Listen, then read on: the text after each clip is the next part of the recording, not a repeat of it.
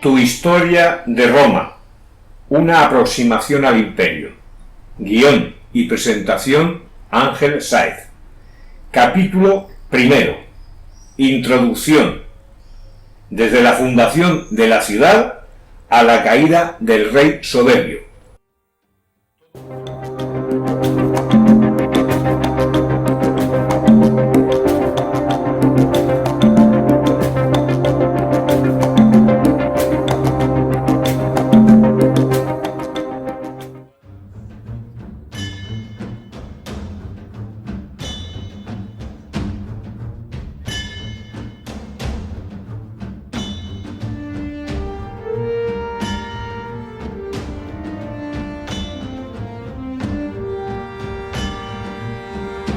Era mucho más joven y alguien me regaló un sextercio de Marco Aurelio. Aquella era una moneda fea, unos bordes irregulares. Yo diría que estaba mal acabada, pero escondía una historia irrepetible. La historia de un emperador filósofo de la escuela estoica y padre de otro, sin escuela por cierto, cómodo, además de tener como esposa una mujer, Faustina, con demasiada escuela y nada de filosofía. Esa moneda contenía los caminos de Roma, caminos que recorrían los ciudadanos romanos, la mayor aportación de Roma a la posteridad.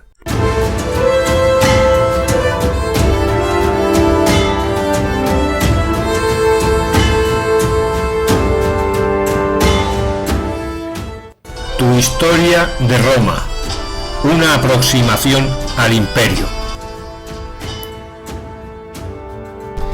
La historia de la moneda no terminó aquí, sino que un día la llevé al banco, aproveché que trabajaba un amigo personal y le pregunté si cambiaba moneda extranjera.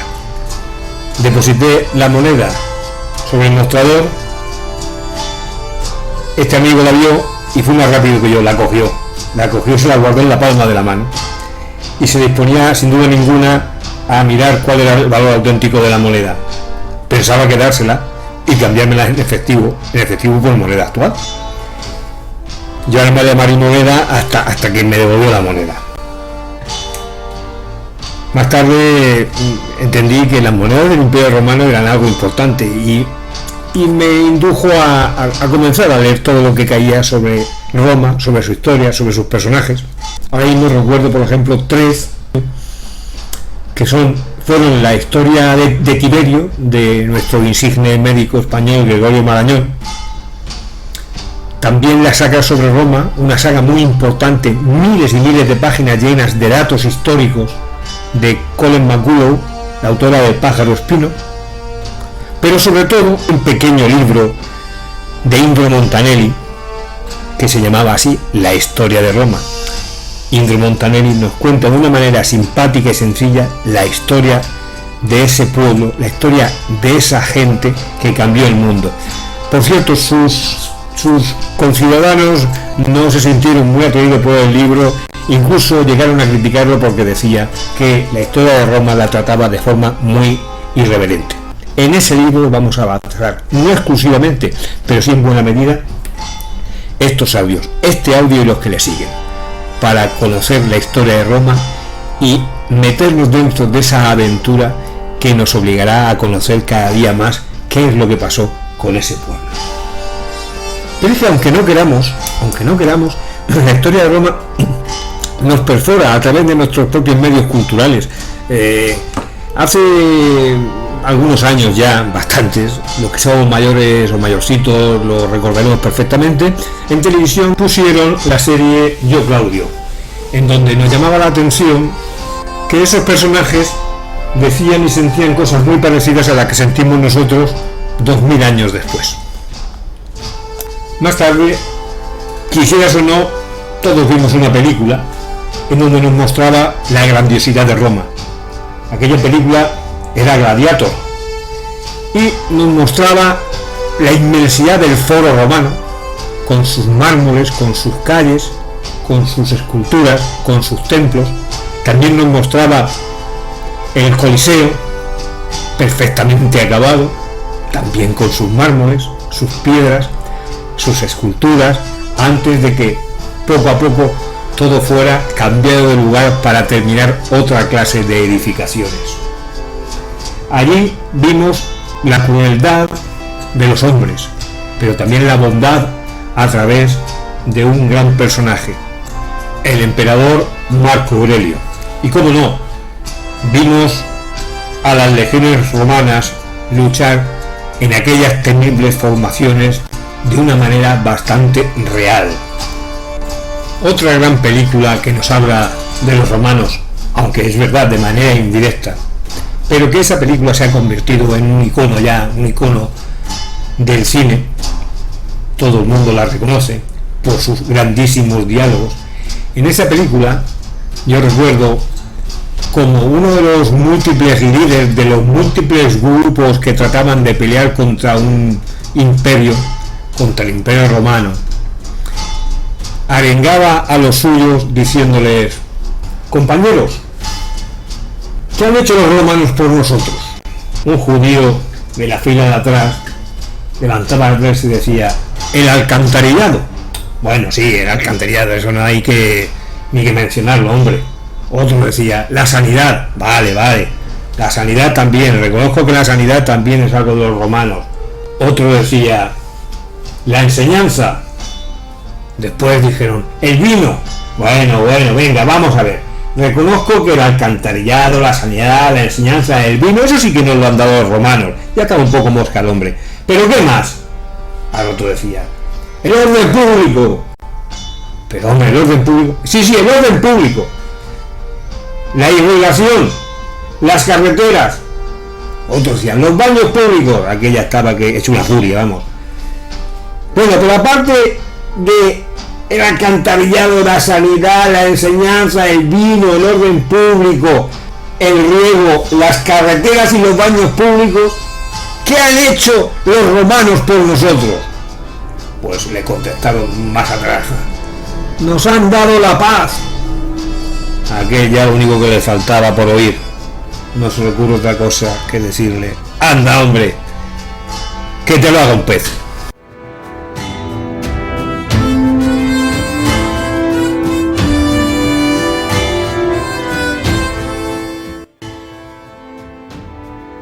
Y a partir de ahora nos vamos de viaje en el tiempo hacia una aventura que comenzó hace 2700 años.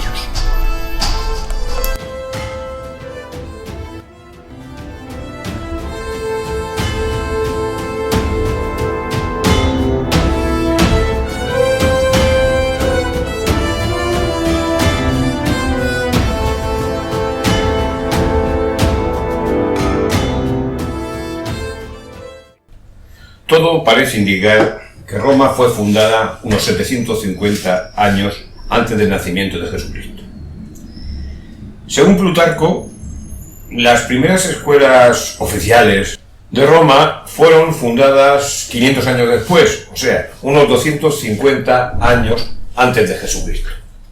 La historia que les gustaba contar a los romanos a sus hijos en esas escuelas era una historia muy fantástica, pero que les encantaba porque hacía nacer Roma de la mano de los propios dioses que ellos veneraban. Cuando los griegos conquistaron Troya y la pasaron a sangre y fuego, todo aquello por culpa del rapto de una sola mujer, Helena, solo hubo un superviviente, y ese superviviente fue Eneas. Claro que Eneas no tenía una madre común. Eneas era hijo de la propia diosa Venus, así que él por su cuenta hizo también una enorme travesía, llegó a tierras italianas, al Lacio concretamente, y ahí se casó con la hija del rey latino, Lavinia. Fundó una ciudad con el nombre de la mujer y ahí pasó muy feliz el resto de sus días. Eneas y Lavinia tuvieron un hijo llamado Ascanio, que fundó Alba Longa. Pues bien, 8 generaciones después, unos 200 años después, aún sus descendientes ocupaban el trono de Alba Longa. Pero ocurría una singularidad en ese trono, y es que lo ocupaban 2 reyes a la vez, 2 hermanos, Amulio y Numítor. Vamos a recordar, estos hermanos eran lejanos descendientes de Eneas, que a su vez tenía como madre a Venus, Afrodita para los romanos. O sea, realmente aquellos 2 romanos que en ese momento reinaban juntos en Alba Longa también eran descendientes directos de la diosa Venus. Y como nos dice nuestro amigo Indro Montanelli, 2 en el mismo trono están muy apretados, pues Numítor decidió empujar y echar del trono a Amulio.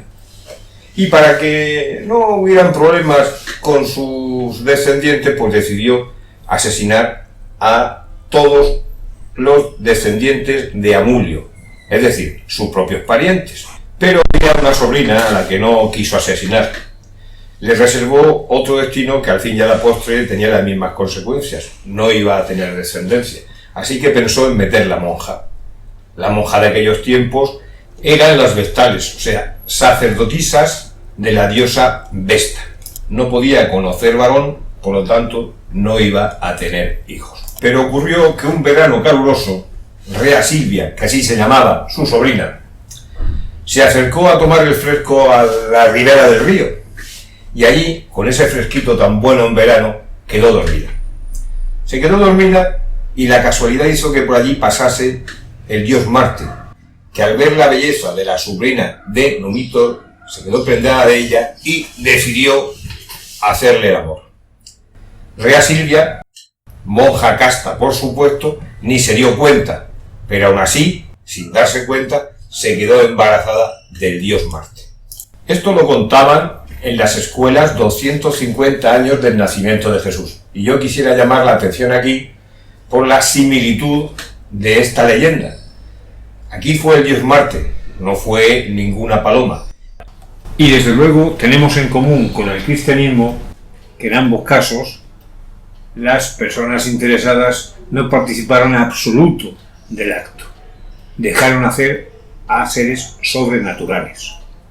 Cuando Numítor se enteró, montó en cólera, pero se apiadó de la vida de Rea Silvia y le impuso un castigo peor. Dejó que naciera el niño, y en vez de un niño nacieron 2, y al nacer los colocó en una cesta y los dejó pendiente abajo en el río Tíber con la idea de que llegaran al mar y se ahogaran. Pero no ocurrió eso, sino que esa cesta, con esos 2 niños recién nacidos, arribó en una orilla, encalló y comenzaron a llorar. Otra vez nos encontramos con un pasaje bíblico muy parecido. A Moisés quisieron quitarlo de la escena con métodos idénticos, pero no lo lograron, porque Moisés tenía que recibir de Dios las tablas de la ley y conducir al pueblo elegido, y Rómulo y Remo tenían que fundar un imperio. Esos llantos llegaron a los oídos de una loba y se acercó por allí a ver lo que pasaba con la intención de comérselos, pero al verlos recién nacidos también se apiadó en este caso de ellos y decidió amamantarlos para verlos crecer. Los niños crecieron y cuando tuvieron la edad conocieron su historia y se acercaron a Alba Longa, dieron castigo injusto rey Numítor y colocaron en el trono a su tío Amulio. Después volvieron sobre sus pasos y en el lugar donde quedó encallada aquella cestita decidieron fundar una ciudad y fundaron Roma. Al principio Roma era un villorrio muy pequeño, eligieron el Monte Palatino y allí pues fabricaron 4 chozas e hicieron una empalizada para delimitar la nueva ciudad. Y además hicieron un juramento. Los 2 hermanos hicieron el juramento de que aquel que rompiera la empalizada y atravesara la valla sería muerto. Y Remo, medio broma, medio en serio, rompió la empalizada y entró. Así que Rómulo no le quedó más remedio para cumplir el juramento que asesinar a su propio hermano. Y nuevamente vemos aquí que por una tontería un hermano mata a otro. pasaje bíblico, Caín y Abel. Y ya tenemos la ciudad, una ciudad protegida por una valla, con muy pocos habitantes, la inmensa mayoría, prácticamente todos, varones. Así que decidieron que para que la ciudad creciera, pues hacían falta tener más habitantes. Y para que hubieran más habitantes, tenían que nacer. Y para que nacieran, desde luego en aquella época, hacían falta mujeres. Así que urdieron una estrategia, y fue invitar a una fiesta a sus vecinos sabinos. Y en plena fiesta, cuando los vecinos sabinos estaban más descuidados y posiblemente algo tomados, salieron y secuestraron a sus hijas, las Sabinas. Este pasaje es conocidísimo con el nombre del rapto de las Sabinas. Claro, cuando los sabinos se dieron cuenta, pues montaron en cólera enormemente, porque si la guerra de Troya nació por el secuestro de una sola mujer, imagínense lo que podía haber ocurrido aquí con el secuestro de decenas de ellas. Cuando ya los ejércitos estaban en el campo de batalla, ocurrió lo impensable. Las mujeres sabinas, que se habían encariñado ya con los maridos romanos, se interpusieron entre los dos ejércitos con el siguiente argumento: hay que parar la guerra, porque en el caso de que ganen los romanos, nosotras perderemos, porque nos quedaremos sin padres y sin hermanos. Hay que parar la guerra, porque en el caso de que ganen los sabinos, nosotras también vamos a perder, porque nos quedaremos sin maridos. Por cierto, que parece que añadieron una coletilla, de ahí la gran fama de buenos amantes que tienen los latinos. Las Sabinas dijeron que los romanos eran muy buenos maridos. Este final feliz acabó con la unidad de los dos pueblos. Este episodio del rapto de las Sabinas en realidad lo forman dos episodios. El episodio de la roca Tarpeia. Ocurrió que una romana, enamorada de alguien del bando contrario, del bando sabino, dicen que era de su propio rey, abrió una puerta en la empalizada para que pudieran entrar los invasores. Estaba muy cerquita de un acantilado y aquella romana se llamaba Tarpeia. Desde entonces los romanos precipitaban al vacío, empujaban al vacío desde aquella roca y sobre ese acantilado a aquellos que ellos consideraban que habían cometido traición contra Roma. Los romanos no se andaban con chiquitas.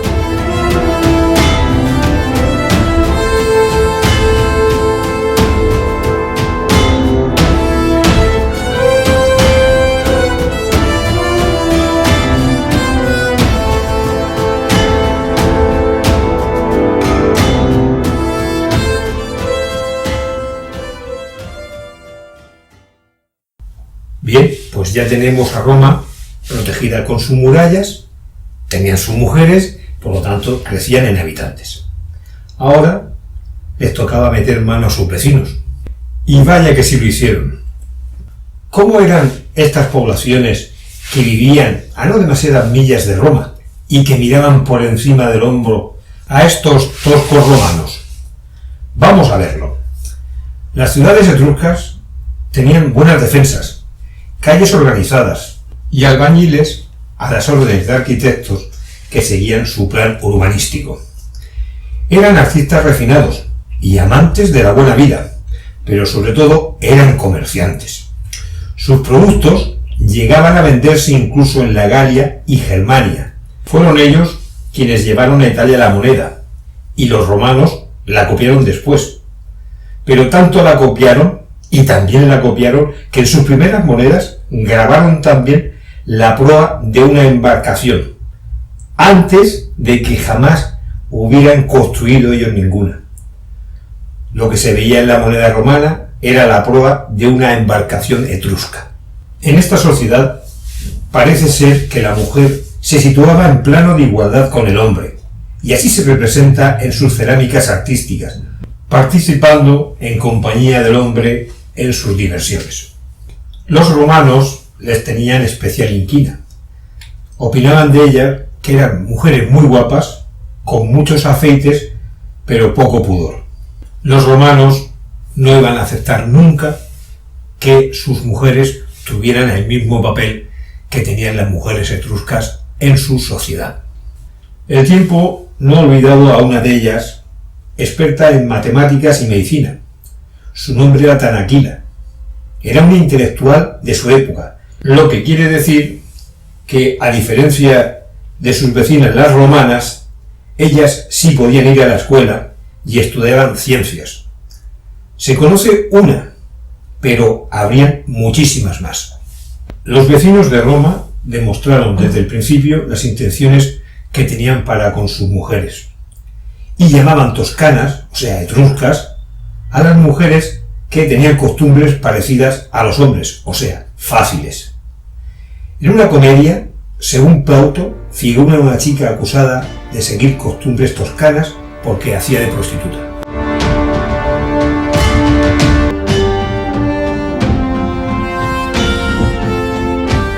Políticamente, las ciudades etruscas jamás llegarían a un acuerdo de unidad, y en vez de unirse contra el enemigo común, o sea, contra esos romanos de zafias costumbres, se dejaron derrotar una tras otra hasta quedar engullidas por la patria de Rómulo. Roma ya no era una aldea, se había convertido en un pequeño imperio.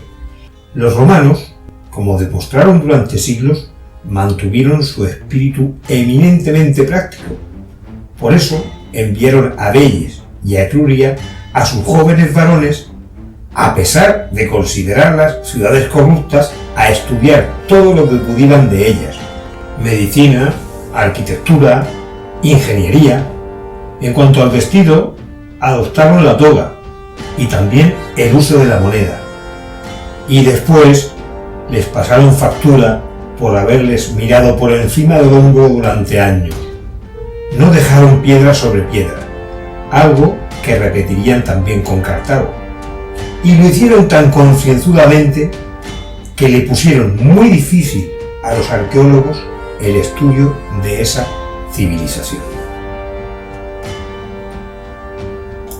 Roma había crecido, se hizo mayor, y ahora los romanos sometían a esas ciudades, a las que también les robó su historia, quemando todas las fuentes escritas que pudieron.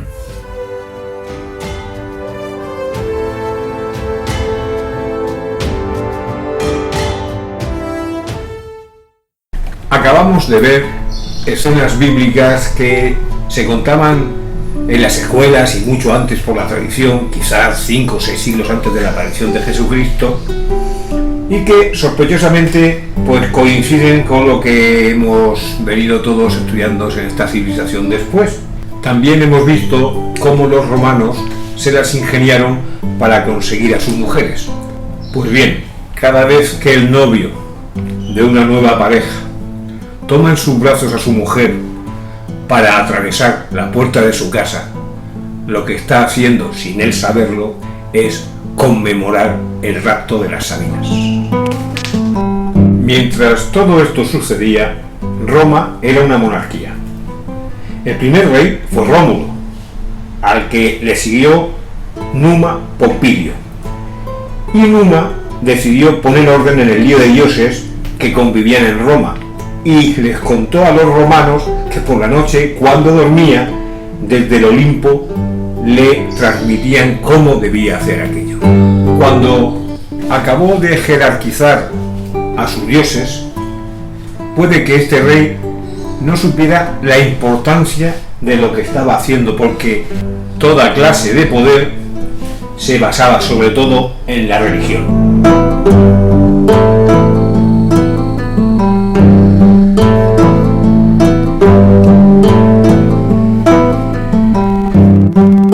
El poder del mismo paterfamilias, que era el jefe de la casa.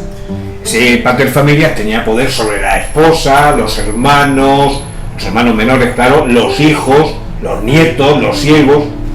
Era más bien no un padre, sino era un sumo sacerdote a que el mismísimo Dios le había delegado ciertas funciones para que Roma funcionase de manera muy disciplinada.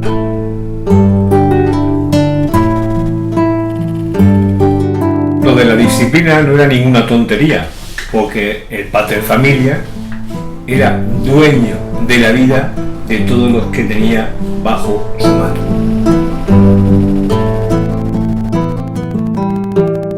La ciudad estaba dividida en 3 tribus, la de los latinos, la de los sabinos y la de los etruscos. Cada tribu estaba dividida en 10 curias o barrios, cada curia en 10 gentes o manzanas de casas, y cada una de estas en familias. Las curias se reunían generalmente 2 veces al año, y en estas ocasiones celebraban el comicio curiado, que entre otras cosas se ocupaba también de la elección del rey. Todos tenían igual derecho a voto, la mayoría siempre decidía, el rey desempeñaba el cargo. Era la democracia absoluta, sin clases sociales. Todo funcionó mientras que Roma era una ciudad pequeña. Después, los habitantes aumentaron y por lo tanto también aumentaron las exigencias. El rey, que antes, además de decir la misa, o sea, celebrar los sacrificios y otros ritos de la liturgia, debía aplicar también las leyes, o sea, actuar de juez, ya no tuvo tiempo para asumir todos estos cometidos y comenzó a nombrar funcionarios. Así nació la burocracia. El que antes había sido un sacerdote, ahora se convertía en obispo y a su vez designa párrocos y curas que ayuden en las funciones religiosas.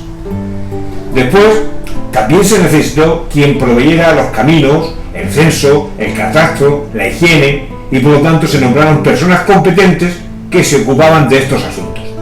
Así nació el primer ministerio, el llamado Consejo de Ancianos o Senado, constituido, eso sí, por un centenar de miembros, que todos ellos eran descendientes por derecho de primogenitura, es decir, si había hermanos, solamente el mayor de ellos, de aquellos pioneros que vinieron con Rómulo a fundar Roma. Este Senado, al principio, tan solo tiene la misión de aconsejar al soberano, pero después se volvieron bastante más influyentes.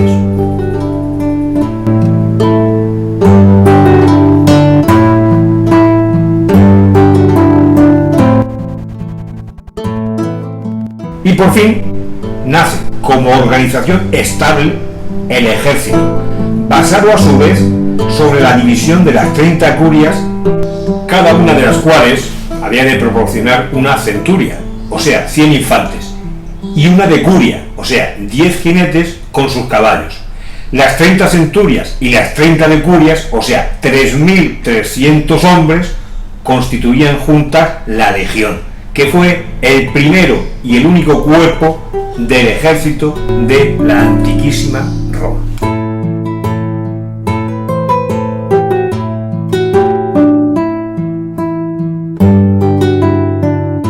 Esta era la organización que heredó el tercer rey de Roma, de nombre Tulio Hostilio, de apellido, como vemos, sospechoso, Hostilio de hostilidad.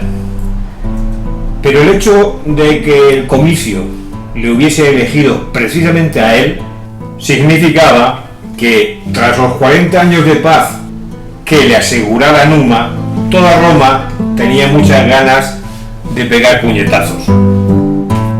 De los burgos y ciudades que la circundaban, Alba Longa era la más rica e importante, y Alba Longa fue atacada por el tal Hostilio, destruida completamente y su rey despedazado por 2 caballos. Así fue como Roma trató a la que consideraba como su madre patria, la tierra de donde decía que sus fundadores habían venido. El día en que fue elevado al trono Tarquinio Prisco como quinto rey, Roma era el enemigo público número 1 de aquella región y tenían verdaderos motivos para sentir miedo.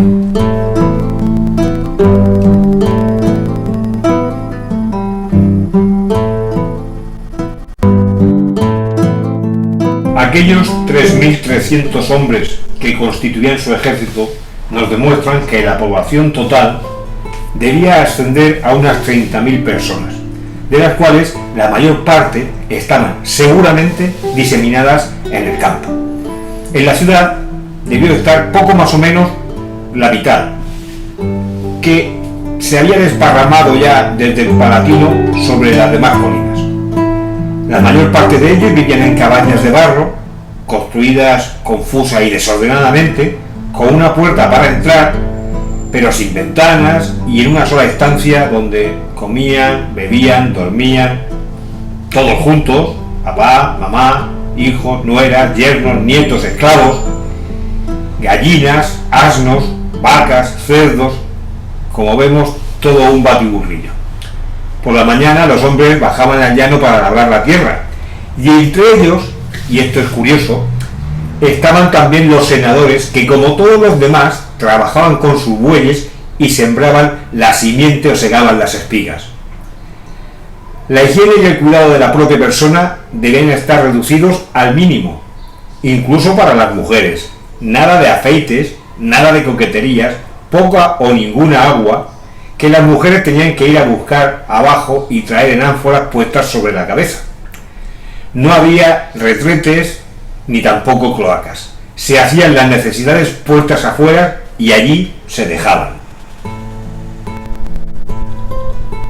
A este régimen de cosas no se escapaba ni el mismísimo rey, que hasta que no llegó la dinastía de los Tarquinos no tenía ni siquiera uniforme. Fue el igual entre los iguales. Con su buey araba sus campos, con su trabajo y su esfuerzo sembraba sus semillas. No parece ser cierto que tuviese ni palacio ni siquiera una oficina. Sí se sabe, en cambio, que andaba entre la gente sin una escolta de protección, porque de haber tenido una, todos los romanos le habían acusado de querer reinar por la fuerza en vez de por la fuerza del convencimiento. Las batallas que los romanos emprendieron bajo sus belicosos reyes las ganaron no solamente porque eran los más fuertes, que puede que no lo fueran, sino porque estaban convencidos de que su patria había sido creada por los dioses y que morir por ella constituía no un mérito, sino una obligación. De esta forma Roma creció a expensas de los latinos del sur, de los sabinos y de los ecuos al este y de los etruscos al norte. El mar les producía alergia. No osaban aventurarse porque evidentemente todavía no tenían flota y su población campesina desconfiaba del mar por instinto. Bajo Rómulo, Numa, Tulio Hostilio y Arco Marcio, los romanos fueron rurales y su política absolutamente terrestre. Cambiaron las cosas con la dinastía etrusca y cambiaron tanto que se modificaron los parámetros en política exterior y en política interior. Vamos a verlo.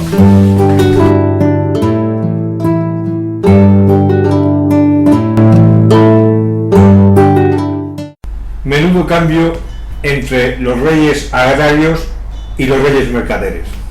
Lucio Tarquino era rico y despilfarrador, entre gente pobre y tacaña. Era elegante en medio de aquella colección de palurdos. Era el único que sabía de filosofía, de geografía y de matemáticas, en un mundo de pobres analfabetos. Y aquí llega una de las claves para entender este periodo. Tito Livio dice de él que fue el primero que intrigó para hacerse rey y pronunció un discurso para asegurarse el apoyo de la plebe. Ya ha aparecido la palabra plebe, que tantos quebraderos de cabeza habría de dar en la historia de Roma. Hasta entonces, Roma era una perfecta democracia casera, donde todo se hacía a la luz del sol y se discutía entre ciudadanos iguales. Y lo que contaba para la distribución de cargos era la estima y el prestigio que uno gozaba. Pero todo aquello presuponía la pequeña ciudad que fue Roma en aquel su primer siglo de vida. Encerrada en su angosta valla de casuchas, y donde cada uno conocía al otro y sabían de quién era hijo y qué había hecho y cómo trataba a su mujer y cuánto gastaba para comer y cuántos sacrificios realizaba en nombre de los dioses. Pero a la muerte de Ancomarcio, la situación había cambiado completamente. Las necesidades bélicas habían estimulado la industria y por tanto favorecido al elemento etrusco, del cual procedían carpinteros, herreros, armeros y mercaderes. Llegados de Tarquinia, de Aresto, de Belles, las tiendas se llenaron de dependientes y de aprendices que, conociendo bien el oficio, montaron otras tiendas. La elevación de salarios atrajo a la ciudad mano de obra campesina. Los soldados, después de haber hecho la guerra, regresaban a desgana al campo y preferían quedarse en Roma, donde se encontraban con más facilidad mujeres y vino. Tanta victoria consecutiva habían hecho confluir en Roma a cantidad de gente procedente de otras ciudades y sobre todo una buena cantidad de esclavos. Esta multitud forastera es la que forma el plenum, de la que procede la palabra plebe. Lucio Tarquino fue elegido con el nombre de Tarquino Prisco. Permaneció en el trono 38 años y los patricios, o sea, los rurales, para librarse de él tuvieron que hacerlo asesinar. Este sí se hizo construir su palacio y su trono e inmediatamente se dedicó a lo que fue su afición preferida, la guerra. Primero conquistó todo el Lacio y después les conquistó a los sabinos parte de sus tierras. Para hacerlo necesitó muchas armas que la industria pesada le proporcionó, haciendo encima grandes negocios, algo que no le perdonaron los historiadores republicanos y antietruscos, que escribieron después que su reinado fue todo un extraperlo de ganancias ilícitas y el triunfo de la propina y del sobrecito. Cuántas cosas que se nos ocurren a partir de esta frase. Pero realmente fue bajo su mando cuando Roma dio un salto hacia adelante, especialmente en materia de monumentos y de urbanizaciones. Sobre todo, construyó la Cloaca Máxima, alcantarilla que todavía funciona en Roma en la actualidad. Por fin liberó a aquellos ciudadanos de sus detritus con los que hasta entonces habían convivido.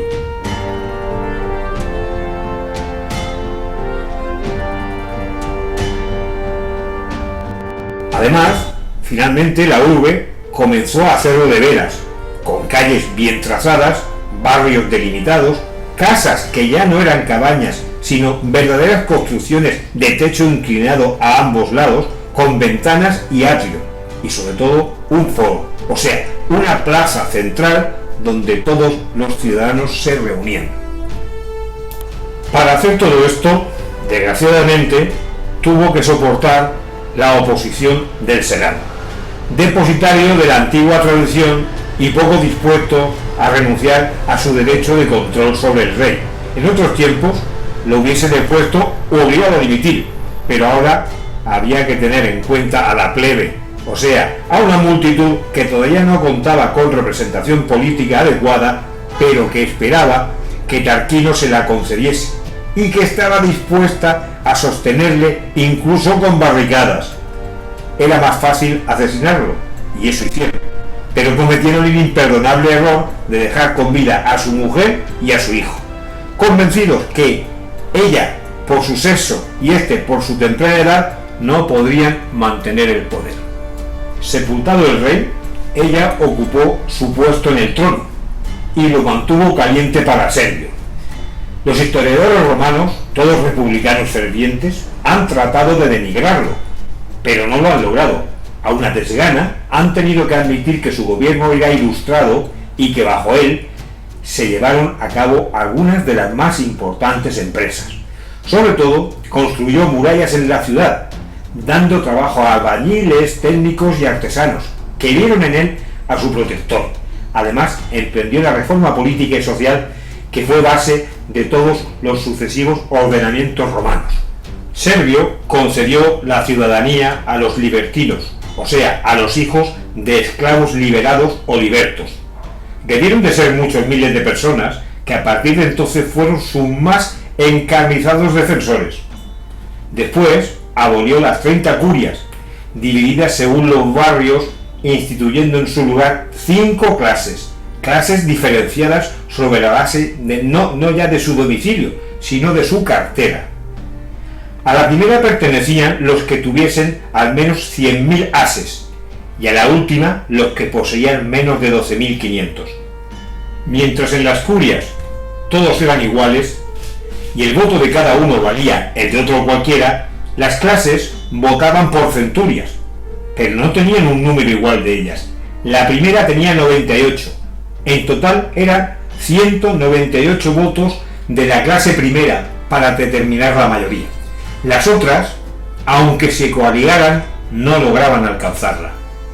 Servio tenía el apoyo del pueblo llano, a quien le había dado empleo, salario y ciudadanía.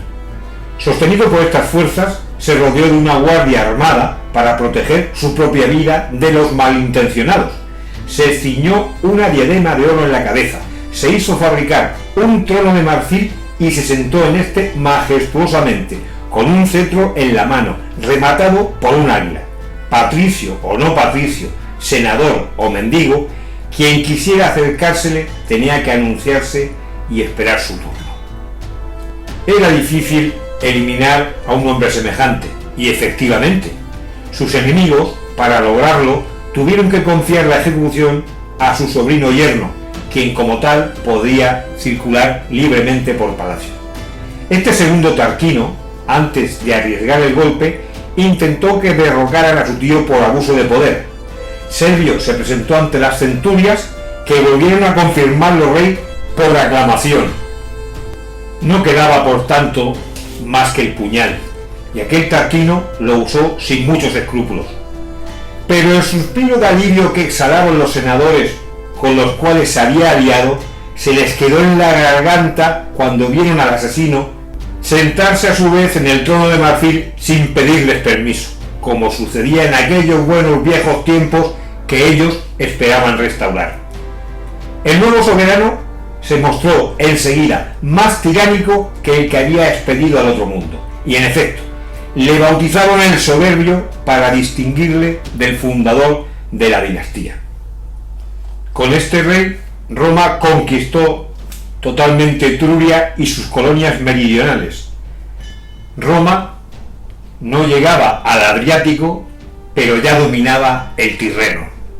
Lo que nunca pudo sospechar es que una mujer precipitara su caída, no solo la caída de la dinastía, sino la caída de la monarquía.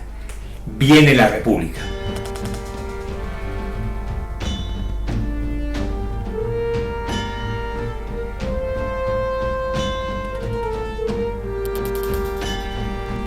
Se cuenta que el hijo de Tarquino el Soberbio, que debería ser soberbio como el padre, violó a una mujer romana, hija de un senador.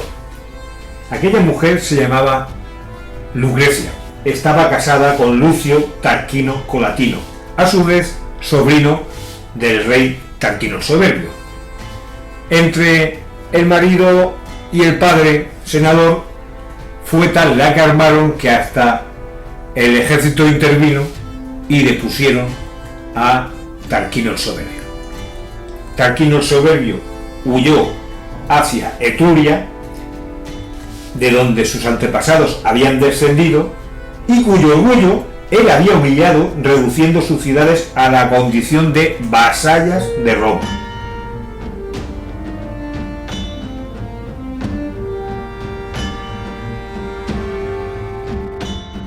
Corría el año 509 a.C. y en Roma quedó proclamada la República.